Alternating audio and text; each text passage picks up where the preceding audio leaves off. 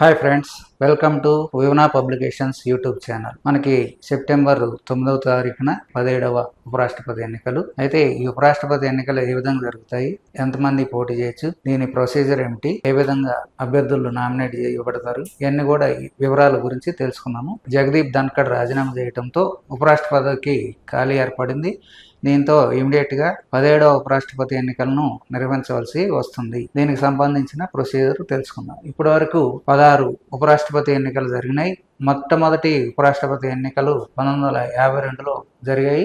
అప్పుడు సర్వేపల్లి రాధాకృష్ణన్ భారతదేశ తొలి ఉపరాష్ట్రపతిగా ఎన్నికైన విషయం మనందరికి తెలిసిందే. ఇప్పుడు జరగబోయేది 17వ ఉపరాష్ట్రపతి ఎన్నికలు. ఇందులో ఇప్పుడు ఎన్డీఏ కూటమి తరపున సిపి రాధాకృష్ణన్ ఆల్రెడీ అభ్యర్థిగా ఎంపిక చేయబడ్డాడు. ఇండియా ప్రతిపక్షాలు ఇంకా నిర్ణయించవలసి ఉంది. ఇప్పటి వరకు సర్వేపల్లి రాధాకృష్ణన్ 12 మంది ఉపరాష్ట్రపతులుగా మన దేశానికి సేవలు అందించారు. ఇప్పుడు 13వ వ్యక్తి. భారతదేశ ఉపరాష్ట్రపతి ఎన్నికలకి రాజ్యాంగంలోని 63 నుంచి 68 అధికరణల ప్రకారము ఎన్నికలు జరుగుతాయి. దీనికోసము ప్రత్యేకంగా ఒక చట్టం చేయబడింది 1952లో. రాష్ట్రపతి ఉపరాష్ట్రపతి ఎన్నికల చట్టం 1952 అనే చట్టం ఉంది. దీని ప్రకారము మనకి ఉపరాష్ట్రపతి ఎన్నికలు నిర్వహించబడతాయి. అయితే 1974లో దీనికి సంబంధించిన నిబంధనలు కూడా రూపొందించడం జరిగింది. దీని ప్రకారమే మనకు ఉపరాష్ట్రపతి ఎన్నికలు నిర్వహించబడతాయి. ఎన్నికలు నిర్వహించడం జరుగుతుంది. ఇప్పుడు మనం ఈ రెండు చట్టాల ప్రకారం రాష్ట్రపతి ఉపరాష్ట్రపతి ఎన్నికల చట్టం 1952, రాష్ట్రపతి ఉపరాష్ట్రపతి ఎన్నికల నిబంధనలు 1974 ప్రకారం ఎన్నిక విధానం ఏ విధంగా జరుగుతుందో తెలుసుకుందాం. ఇది ఉపరాష్ట్రపతి ఎన్నికలు గాని రాష్ట్రపతి ఎన్నికలు గాని దామాషా ప్రాతినిధ్యంలో జరుగుతాయి. ఏమంటే మొత్తం పోలైన ఓట్లలో 50% కంటే ఎక్కువ వస్తే దాన్ని దామాషా ప్రాతినిధ్యం అంటారు. మనకి ఎమ్మెల్యే ఎలక్షన్లు గాని ఇతర ఎలక్షన్లు గాని సింపుల్ మెజారిటీతో నిర్వహిస్తారు. అంటే ఒక 10 మంది అభ్యర్థులు పోటీ చేస్తే ఎవరికైతే ఎక్కువ ఓట్లు వస్తాయో వారిని ఎన్నుకుంటారు. అది సింపుల్ మెజారిటీ. అయితే దామాషా ప్రాతినిధ్యం అలా కాకుండా మొత్తం పోలైన ఓట్లలో 50% కంటే ఎక్కువ ఓట్లు రావాలి. ఇందుకు ఒక పద్ధతి ఉంది. సింపుల్ మెజారిటీ కాకుండా దామాషా ప్రాతినిధ్యం అంటే ఉపరాష్ట్రపతి ఎన్నికల్లో పోటీ చేసిన ఏ అభ్యర్థికైనా 50% ఓట్లు ప్లస్ 50% తర్వాత ఒక ఓటు అధికంగా రావాలి. అప్పుడే ఆ అభ్యర్థిని ఉపరాష్ట్రపతిగా ఎన్నికైనట్టు ప్రకటిస్తారు. ప్రస్తుతం మన ఎలక్టోరల్ కాలేజీలో 782 ఓట్లు ఉన్నాయి. ఒక 4 అభ్యర్థులు పోటీ చేస్తే వారిలో 782 మందికి ఓటు హక్కు ఉంది ఉపరాష్ట్రపతి ఎన్నికల్లో ప్రస్తుతం. అయితే వీరిలో ఒక 690 మంది ఓటు హక్కు వినియోగించుకున్నారు అనుకున్నాము. ఈ 690లో ఒక 3 ఓట్లు చెల్లలేదనుకుంటే మొత్తం 687 ఓట్లు ఉంటాయి. ఈ 687 ఓట్లలో దాన్ని 2 చేత భాగించాలి, ప్లస్ 1 యాడ్ చేయాలి. అంటే 687ని 2 చేత భాగిస్తే 343.50 ప్లస్ 1 వస్తుంది. ఇందులో 5.0ని తీసేస్తారు. 343 ప్లస్ 1 ఏ అభ్యర్థికి అయితే వస్తాయో అతన్నే రాష్ట్రపతిగా ఎన్నుకుంటారు. దీన్నే దామాషా ప్రాతినిధ్యం అంటారు. ఈ ఎలక్టోరల్ కాలేజీలో ఉపరాష్ట్రపతికి ఎన్నికలకు కానీ రాష్ట్రపతి ఎన్నికలకు కానీ తర్వాత అన్ని రకాల ఎన్నికలకి ఎలక్టోరల్ కాలేజీ ఉంటుంది. ఉపరాష్ట్రపతి ఎలక్టోరల్ కాలేజీలో పార్లమెంట్ అంటే ఒకటి రాజ్యసభ, దీన్ని ఎగుసభ అంటారు. తర్వాత లోక్సభ సభ్యులు అందరు కూడా సభ్యులుగా ఉంటారు. ఎమ్మెల్యేలు గాని ఎమ్మెల్సీలు గాని ఎలక్టోరల్ కాలేజీలో సభ్యులుగా ఉండరు. ఉపరాష్ట్రపతి ఎన్నికల ఎలక్టోరల్ కాలేజీలో రాజ్యసభ సభ్యులు అంటే మొత్తం 233 మంది రాజ్యసభ సభ్యులు ఉంటారు. అయితే ప్రస్తుతం 5 స్థానాలు ఖాళీగా ఉన్నాయి. తర్వాత రాజ్యసభకు నామినేట్ చేయబడిన సభ్యులు, రాష్ట్రపతి రాజ్యసభకి 12 మంది సభ్యులను నామినేట్ చేయటం జరుగుతుంది. వీళ్ళకు కూడా ఉపరాష్ట్రపతి ఎన్నికల్లో ఓటు వేసే హక్కు ఉంటుంది. తర్వాత లోక్సభ సభ్యులు ప్రస్తుతం 543 స్థానాలు ఉన్నాయి.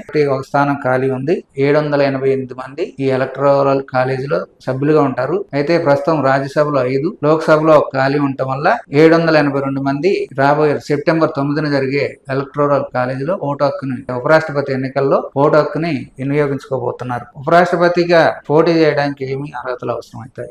ఫస్ట్ అర్హత భారతదేశ పౌరుడై ఉండాలి. రెండోది 35 సంవత్సరాలు నిండి ఉండాలి. మూడోది ఎటువంటి లాభదాయకమైన పదవిలో ఉండరాదు. నాలుగోది రాజ్యసభకు పోటీ చేయడానికి అవసరమైన అన్ని అర్హతలు కలిగి ఉండాలి. నామినేషన్లను పరిశీలించే తేదీ నాటికి అతనికి 35 సంవత్సరాల వయసు ఉండాలి. ఇంకో అర్హత కూడా ఒకటి ఉంటది.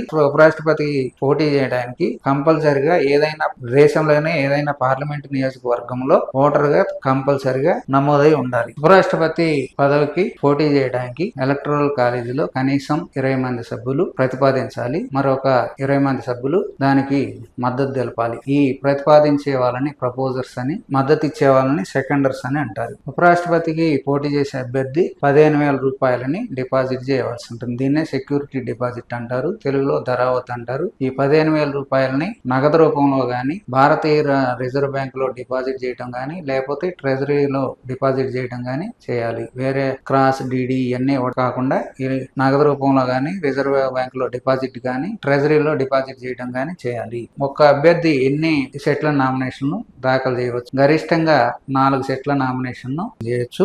ఆ సెక్యూరిటీ డిపాజిట్ మాత్రం 15,000 రూపాయలే ఉంటుంది మొత్తానికి కూడా. ఉపరాష్ట్రపతి నామినేషన్ దాఖలు చేసిన తర్వాత పరిశీలన తర్వాత కొన్ని నామినేషన్ను తిరస్కరించడం జరిగింది. ఉదాహరణకి 1952లో మొదటి ఉపరాష్ట్రపతి ఎలక్షన్ జరిగినప్పుడు ఇద్దరు నామినేషన్ చేశారు. ఒకరు సర్వేపల్లి రాధాకృష్ణన్, రెండో వారు ఆంధ్రప్రదేశ్ లో నంద్యాలకు చెందిన హుసేన్ గారు నామినేషన్ చేశారు. వీరిలో హుసేన్ గారి నామినేషన్ సరిగా లేకపోవడం వల్ల తిరస్కరించారు. దీంతో సర్వేపల్లి రాధాకృష్ణన్ గారు ఏకగ్రీవంగా ఎన్నికయ్యారు. అదేవిధంగా కొన్నిసార్లు ఎన్నికలో దాదాపు 27 మంది అభ్యర్థులు నామినేషన్లు వేశారు. అయితే 26 మంది అభ్యర్థుల నామినేషన్లు తిరస్కరించి ఒక్కరినే ఏకగ్రీవంగా ఎన్నుకోవడం జరిగింది. దీనికి ప్రధానంగా 3 కారణాలు ఉంటాయి. నామినేషన్ పత్రాలు సరిగా లేకపోయినా, నామినేషన్ పత్రం మీద సంతకాలు సరిగా లేకపోయినా తిరస్కరించబడుతుంది. రెండోది, ప్రతిపాదించిన వారి సంతకాలు నామినేషన్ ని ప్రతిపాదించే వారి సంఖ్య 20 కంటే తక్కువ ఉన్న ఆ నామినేషన్ తిరస్కరణకు గురవుతుంది. అదేవిధంగా నామినేషన్ చేసిన వారు ఎలక్టోరల్ కాలేజీలో సభ్యులు కాకున్నా కూడా ఈ నామినేషన్ తిరస్కరించబడుతుంది. అయితే ఇంకొక మినహాయింపు ఏముందంటే, నేర చరిత్ర ఉన్నా, వాళ్ళ మీద కేసులు ఉన్నా కూడా తిరస్కరించడానికి వీల్లేదు. వాళ్ళు జైలు శిక్ష అనుభవిస్తున్నప్పటికీ ఉపరాష్ట్రపతికి అభ్యర్థిగా నామినేషన్ తిరస్కరించడానికి వీల్లేదు. ఈ నామినేషన్ తర్వాత ఎన్నికల నిర్వహణ ఏ విధంగా జరుగుతుంది? ఉపరాష్ట్రపతి ఎన్నికల్ని రాజ్యాంగంలోని 324వ అధికరణం ప్రకారము, భారత ఉపరాష్ట్రపతి రాష్ట్రపతి ఎన్నికల చట్టం 1952 ప్రకారం భారత ఎన్నికల సంఘం నిర్వహిస్తుంది. అయితే అన్ని ఎన్నికలకు రిటర్నింగ్ ఆఫీసర్లు ఉన్నట్టే ఉపరాష్ట్రపతి ఎన్నికలకు కూడా రిటర్నింగ్ ఆఫీసర్ ఉంటారు. దీనికి లోక్సభ జనరల్ సెక్రటరీ గాని లేదా రాజ్యసభ జనరల్ సెక్రటరీ గాని రిటర్నింగ్ అధికారిగా ఉంటారు. ఒకసారి లోక్సభ జనరల్ సెక్రటరీ రిటర్నింగ్ అధికారిగా ఉంటే తర్వాత వచ్చే ఎన్నికల్లో రాజ్యసభ జనరల్ సెక్రటరీ రిటర్నింగ్ అధికారిగా ఉంటారు. 2022లో జరిగిన ఉపరాష్ట్రపతి ఎన్నికలకి లోక్సభ జనరల్ సెక్రటరీ రిటర్నింగ్ అధికారిగా ఉన్నారు కాబట్టి ఈసారి సెప్టెంబర్ 9న జరిగే ఉపరాష్ట్రపతి ఎన్నికలకి రాజ్యసభ జనరల్ సెక్రటరీ రిటర్నింగ్ అధికారిగా ఉంటారు. ఈ ఉపరాష్ట్రపతి ఎన్నికల్ని బ్యాలెట్ పేపర్ పద్ధతిలో నిర్వహిస్తారు. ఈ బ్యాలెట్ పేపర్ కొన్ని సంవత్సరాల పాటు 2012 వరకు పింక్ కలర్ లో ఉండేది. 2025 సెప్టెంబర్ 9న జరిగే ఉపరాష్ట్రపతి ఎన్నికలకి తెల్ల బ్యాలెట్ పేపర్ ను వాడుతున్నారు. ఈ బ్యాలెట్ పేపర్ లో ఒక 2 కాలమ్స్ ఉంటాయి. ఒక కాలంలో అభ్యర్థి పేరు, రెండో కాలంలో అభ్యర్థి ఎదురుగా ఒక బాక్స్ ఉంటుంది. రాజకీయంగా జరుగుతున్నప్పటికీ ఎన్నికలు రాజకీయ పార్టీల గుర్తులు గాని, చిహ్నాలు గాని ఉపయోగించడం జరగదు. కేవలం నంబర్లు మాత్రమే, అభ్యర్థుల పేర్లు మాత్రమే ఉంటాయి. ఎన్నికల చిహ్నాలు మాత్రం ఉండవు. బ్యాలెట్ పేపర్ ఈ విధంగా ఉంటుంది. ఈ పేర్లు ఒక కాలంలో పేర్లు, రెండో కాలంలో బాక్సులు ఉంటాయి. ఓటింగ్ లో పాల్గొనే వాళ్ళు ఈ బాక్సుల్లో, ఈ బ్యాలెట్ పేపర్ కూడా భారతదేశంలో 22 అధికార భాషలు ఉన్నప్పటికీ బ్యాలెట్ పేపర్ ని ఇంగ్లీషు, హిందీ భాషల్లో మాత్రమే ముద్రించడం జరుగుతుంది. ఆ బ్యాలెట్ పేపర్ ను ఉపయోగించి ఓటర్లు ఓటింగ్ లో పాల్గొనాలి. అయితే ఈ బ్యాలెట్ పేపర్ లో వాళ్ళకి నచ్చిన అభ్యర్థికి 1, 2, 3 ఎంతమంది అభ్యర్థులు ఎన్నికల్లో పోటీ చేస్తే అన్ని ప్రయారిటీలు ఇచ్చుకోవచ్చు. ఆ ప్రయారిటీ ఇచ్చుకునేటప్పుడు ఒక ఓటింగ్ లో పాల్గొనే వ్యక్తి తనకు నచ్చిన వ్యక్తికి 1, 2, 3, 4 అని ఇలా ప్రయారిటీ ఓటింగ్, తమకు నచ్చిన వ్యక్తికి మొదటి ప్రాధాన్యత ఓటు, తర్వాత రెండో ప్రాధాన్యత ఓటు, తర్వాత మూడో ప్రాధాన్యత ఓటు, అట్లా ప్రయారిటీగా ఇచ్చుకోవచ్చు. అయితే ఈ నెంబర్లు కూడా అరబిక్ నెంబర్లు అంటే 1, 2, 3, 4, 5 ఇట్లా రాయాలి. లేదా రోమన్ అంకెలు 1, 2, 3, 4 ఇలా మాత్రమే రాయాలి. అలా కాకుండా 1, 2, 3 అని ఇలా రాయకూడదు. అక్షరాల్లో మాత్రం రాయకూడదు. ఇంగ్లీష్ లో గానీ హిందీలో గానీ అక్షరాల్లో మాత్రం రాయకూడదు. నెంబర్లు మాత్రం ఉపయోగించి ఓటింగ్ లో పాల్గొనాలి. ఒకవేళ అక్షరాలు రాస్తే మాత్రం ఆ ఓటు చెల్లుబాటు కాదు. ఓటింగ్ లో పాల్గొనే వ్యక్తులు కనీసం ఒక మొదటి ప్రాధాన్యత మాత్రం టిక్ పెట్టాలి. ఆ విధంగా కాకుండా మొదటి ప్రాధాన్యత లేకుండా 2, 3, 4 ప్రాధాన్యతలు ఇస్తే ఆ ఓటు చెల్లుబాటు కాదు. మొదటి ప్రాధాన్యత ఓటు వేసి మిగతా నెంబర్లు ఇవ్వకపోయినా కూడా ఓటు చెల్లుబాటు అవుతుంది. కానీ మొదటి ప్రాధాన్యత లేకుండా మాత్రం 2, 3, 4, 5 ఇస్తే ఆ బ్యాలెట్ పేపర్ ఇన్వాలిడ్ అవుతుంది. ఓటు ఇన్వాలిడ్ అయ్యి చెల్లుబాటు కాని ఓటు కింద లెక్కించబడుతుంది. ఎన్నికలు సమయం ఎప్పుడంటే సెప్టెంబర్ 9వ తారీఖు ఉదయం 10 గంటల నుంచి సాయంత్రం 5 గంటల వరకు ఓటింగ్ జరుగుతుంది. ఈ ఎన్నికల్ని న్యూఢిల్లీలోని పార్లమెంట్ భవనంలో ఏదో ఒక గదిలో నిర్వహించడం జరుగుతుంది. ఎక్కువగా ఇప్పటివరకు పార్లమెంట్ భవనంలోని 63వ గదిలో గాని 62వ గదిలో గాని నిర్వహించడం జరుగుతుంది. ఓటింగ్ పూర్తయిన తర్వాత అదే రోజు సాయంత్రము ఓట్లను లెక్కించి ఫలితాన్ని ప్రకటించడం జరుగుతుంది. అన్ని ఎలక్షన్లకు కూడా ఎన్నికల పరిశీలకులు ఉంటారు. అదేవిధంగా ఉపరాష్ట్రపతి ఎన్నికలకు కూడా పరిశీలకులు ఉంటారు. స్వేచ్ఛగా ఎన్నికలు నిర్వహించడానికి వీలుగా భారత ప్రభుత్వంలోని సీనియర్ అధికారులని ఈ ఉపరాష్ట్రపతి ఎన్నికలకి పరిశీలకులుగా నియమిస్తారు. అన్ని ఎన్నికల్లో కూడా మనం శాసనసభకు జరిగే ఎన్నికల్లో గానీ, ఎమ్మెల్సీ ఎన్నికల్లో గానీ, ఇతర ఎన్నికల్లో మనం పోస్టల్ బ్యాలెట్లు ఉంటాయి. అయితే ఉపరాష్ట్రపతి ఎన్నికల్లో మాత్రం పోస్టల్ బ్యాలెట్లు ఉండవు. ఒక సందర్భంలో మాత్రము పోస్టల్ బ్యాలెట్ ని అనుమతిస్తారు. ఎవరైనా ఎంపీ గాని, రాజ్యసభ ఎంపీ గాని, లోక్సభ ఎంపీ గాని నిర్బంధంలో అంటే జైల్లో ఉన్న సమయంలో అతనికి పోస్టల్ బ్యాలెట్ కు అవకాశం కల్పిస్తారు. మిగతా ఎన్నికల్లో ఓటింగ్ చేయడానికి ఇతరుల సహాయం తీసుకోవడానికి వీలుగా ఉంటుంది. ఎవరు వృద్ధులైన వాళ్ళు, వికలాంగులుగా ఉన్నవారు ఓటింగ్ చేయడానికి వేరే వారి సహాయం తీసుకోవచ్చు. అయితే ఉపరాష్ట్రపతి ఎన్నికల్లో ఆ విధమైన వెసులుబాటు లేదు. ఎవరైతే ఓటు హక్కు కలిగి ఉన్నారో వారు నేరుగా వచ్చి ఓటు హక్కుని వినియోగించుకోవాల్సి ఉంటుంది. ఎటువంటి సహాయకులను తీసుకొని రాకూడదు. ఎన్నికల సంఘం వారే సహాయం చేయడం జరుగుతుంది. అన్ని ఎన్నికల్లో చెల్లని ఓట్లను చూస్తుంటాం.